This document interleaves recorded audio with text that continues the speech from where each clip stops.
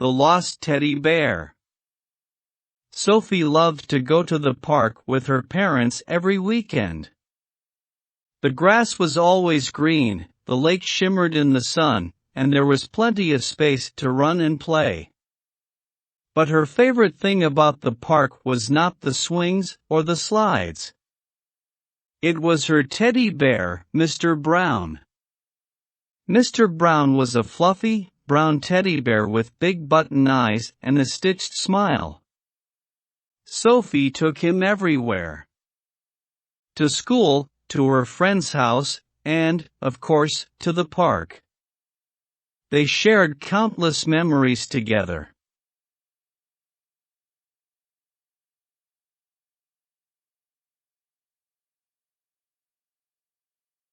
One sunny day, after playing by the lake, Sophie and her parents decided to have a picnic. They found a nice spot under a big tree. Sophie placed Mr. Brown beside her on the blanket and dug into her sandwich. After the meal, feeling tired, she took a short nap, using her teddy bear as a pillow. She had a lovely dream where she and Mr. Brown were flying on a cloud. But when she woke up, a gust of wind had blown some of the picnic items around, and Mr. Brown was nowhere to be found. Sophie searched high and low. She checked behind trees, under benches, and even asked others at the park. But there was no sign of Mr. Brown. The sun was setting, and it was time to leave. Tears filled Sophie's eyes as she left the park without her beloved teddy bear. The next morning, there was a knock on the door. A boy from Sophie's school stood there, holding Mr. Brown.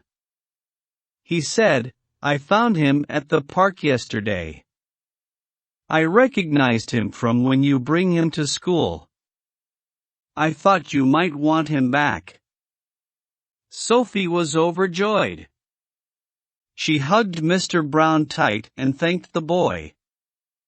She realized that sometimes things get lost, but there are always kind people who help find them. From that day on, Sophie was more careful with her belongings, especially Mr. Brown. And she also learned the importance of gratitude and the kindness of strangers. The world felt a little warmer, knowing there were good people in it. A birthday surprise. It was a chilly morning in October. Sarah woke up with excitement bubbling inside her. Today was her birthday. She had been waiting for this day for what felt like forever. Now, finally, she was turning 10. A whole decade old. She imagined all the fun she would have, the presents, the cake, the party, and her friends. After getting dressed, she went downstairs. To her surprise, the house was quiet. The kitchen, where there would usually be a birthday breakfast waiting, was empty. The living room had no decorations. Even her younger brother, Tom, wasn't around. She felt a pang of disappointment. Had everyone forgotten? Sarah's parents were always big on birthdays. They would have balloons, streamers, and even confetti.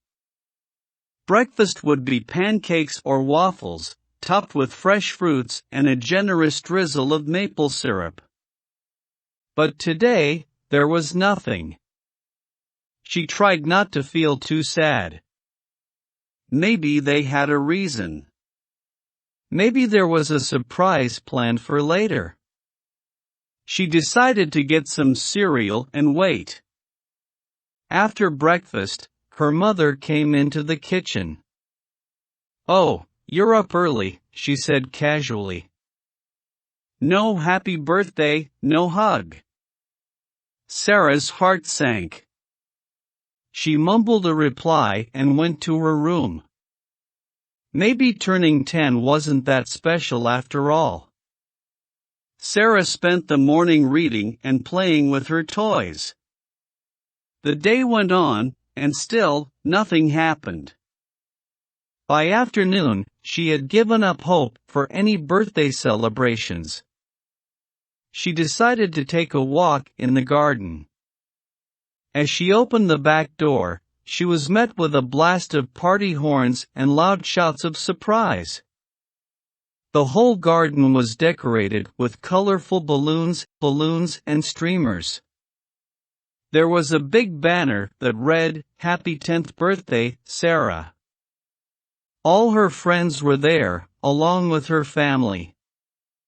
And in the middle of it all was a large table laden with food and a big, beautiful cake. Sarah was speechless. She hadn't expected this at all. Her parents came over, hugged her, and whispered, "We wanted to make your 10th birthday really special. Sorry for making you wait." The party was wonderful. They played games, danced, and sang. Sarah felt loved and cherished. As she blew out the candles on her cake, surrounded by her loved ones, she realized that sometimes, the best things in life are worth the wait. She went to bed that night with a heart full of gratitude and happiness, knowing she had a family that cared deeply for her. The mysterious neighbor. On Maple Street, where children played outside and neighbors shared recipes, everyone knew each other. Except for the house at the end of the street. It was a big, old mansion, with tall, dark windows and vines climbing its walls. The house was silent, and its curtains were always closed. Rumors spread about the inhabitant of the house. Some said he was a magician, others whispered he was a scientist who built strange machines. Kids dared each other to ring the doorbell, but nobody ever did. Next to this mysterious house lived Emily, a curious 10-year-old with a love for adventures. The tales about the house had always fascinated her. One evening, she saw a light in one of the mansion's windows. Curiosity got the better of her. She decided to introduce herself to this enigmatic neighbor. The next day, carrying a plate of freshly baked cookies as a peace offering, Emily bravely walked to the door of the mansion and knocked. The door creaked open slowly, revealing an elderly man with kind eyes and a gentle smile.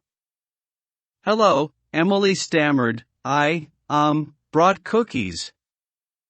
The man chuckled softly. "Well, aren't you a brave one? Thank you. Come in." Inside, the house was nothing like the scary place people talked about. It was filled with books, paintings, and musical instruments. The old man introduced himself as Mr. Parker. He had been a professor and had traveled the world. The house had been in his family for generations. Emily visited Mr. Parker regularly after that day. They would read books, play music, and he would share stories from his travels. Emily learned that sometimes, people weren't mysterious because they were strange or had secrets. Sometimes, they just needed a friend. The rumors about the mansion stopped, and Mr. Parker became a beloved figure in the neighborhood.